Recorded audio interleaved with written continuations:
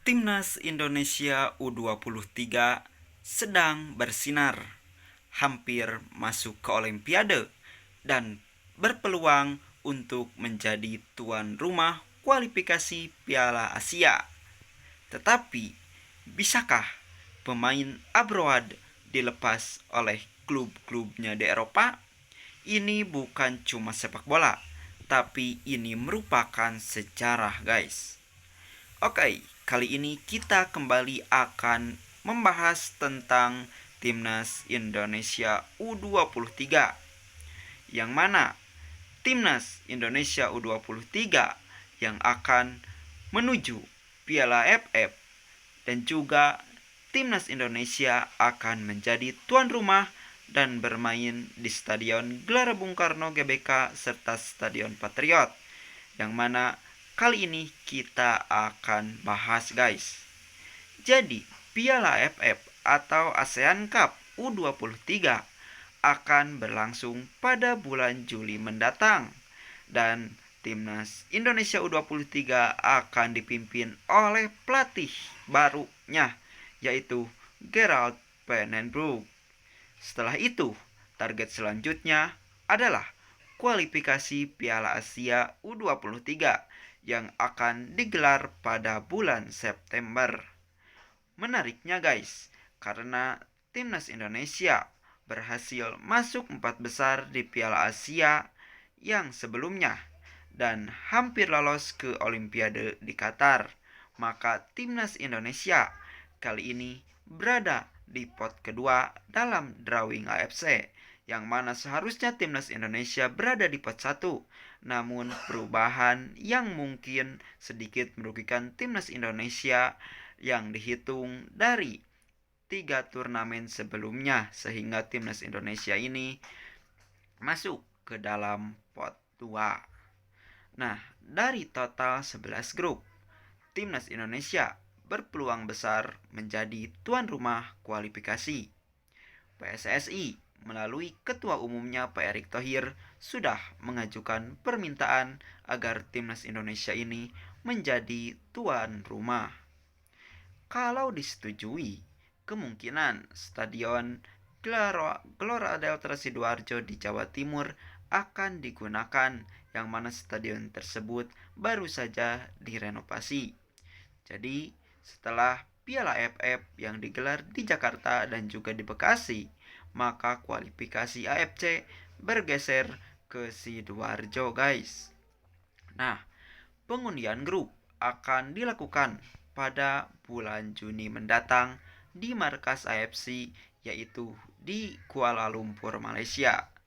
Kita belum tahu, guys, akan tergabung di grup mana. Tapi Timnas Indonesia termasuk sebagai tim unggulan, yang mana mungkin saja, semoga saja Timnas Indonesia tidak bertemu dengan tim-tim yang kuat yang ada di pot 1 itu.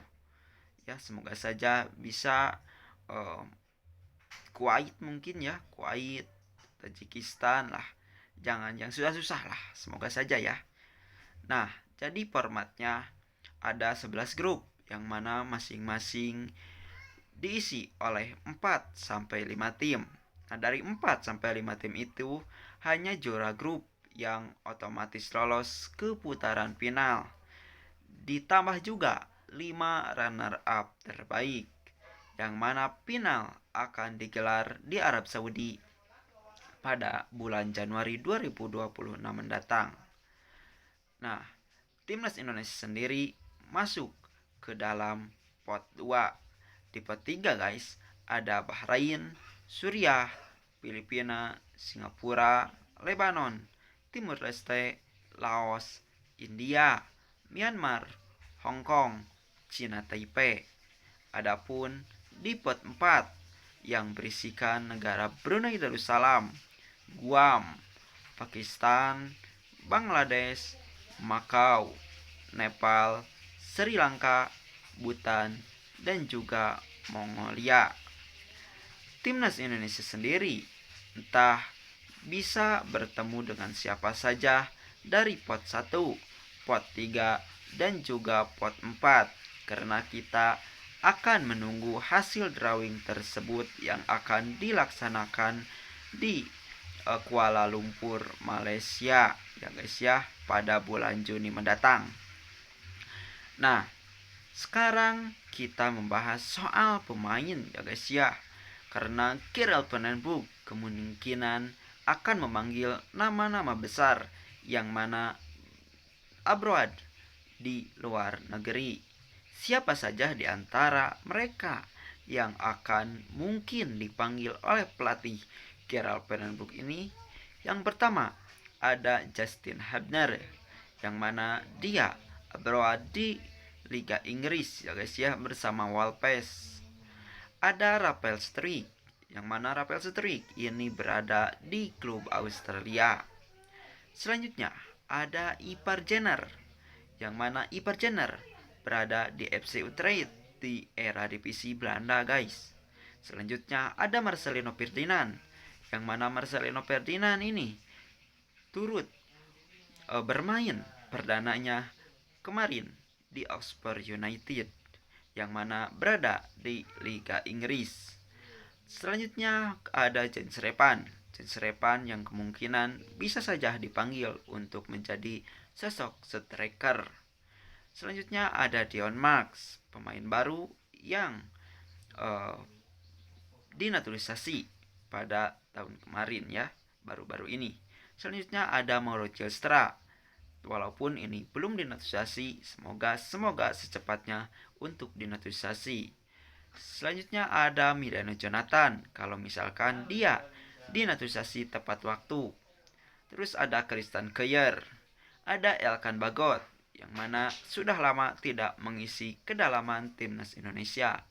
Ada Ronaldo Kuate yang bermain di Liga Thailand. Adapun Witan Sulaiman, Doni Tripamungkas, Kadek Arel, Muhammad Ferrari, Victor Detan, dan juga Werber Jardim. Ini kemungkinan bisa dipanggil oleh Kjell Penenbook ya. Ini hanya kemungkinan saja ya guys ya, tapi kita tidak tahu entah siapa saja yang akan nanti dipanggil oleh pelatih baru timnas Indonesia U23 ini, yaitu Kjell Penenbook. Karena kebetulan juga masalahnya pertandingan yang digelar pada bulan September saat kompetisi Eropa sedang berjalan juga. Dan apakah klub-klub luar akan melepas pemain kita guys? Ini menjadi PR besar. Maka daripada itu diperlukannya lobby tingkat tinggi, seperti yang dilakukan Ketua Umum PSSI Pak Erick Thohir sebelumnya, yang mana kalau berhasil timnas Indonesia akan sangat kuat guys, dan juga bahkan bisa difavoritkan untuk menjadi juara grup, bahkan menembus semifinal atau lebih. Kalau semua pemain abroad ini bisa bergabung, kekuatan timnas Indonesia sangat luar biasa. Tapi masalahnya kalau misalkan tidak bisa bergabung, nah ini berat juga ya guys ya. Nah itu menarik ya, untuk segera persiapan. PR ini menjadi PR untuk pelatih dan juga Pak ET. Nah kita tunggu saja guys hasil drawing bulan Juni nanti. Dan tentu saja harapan besar bahwa Indonesia bisa menjadi tuan rumah di kualifikasi Piala Asia U23 ini ya guys ya. Nah bagaimana guys menurut kalian? Apakah dengan masalah yang tadi klub luar negeri akan melepas pemain kita? Apakah juga kita bisa mengulang sejarah atau bahkan membuat kejutan yang lebih besar di kancah Asia ini? Tuliskan guys pendapatmu ya di kolom komentar. Dan jangan lupa untuk like, comment, share, and subscribe untuk dukung terus sepak bola Indonesia dan juga timnas U23 kita. Terus supaya timnas Indonesia bisa melangkah lebih jauh dan bersinar lagi dalam dunia sepak bola di kancah internasional khususnya ya guys ya. Oke itu guys yang dapat disampaikan. Thanks for watching guys. See you next time. Bye bye guys.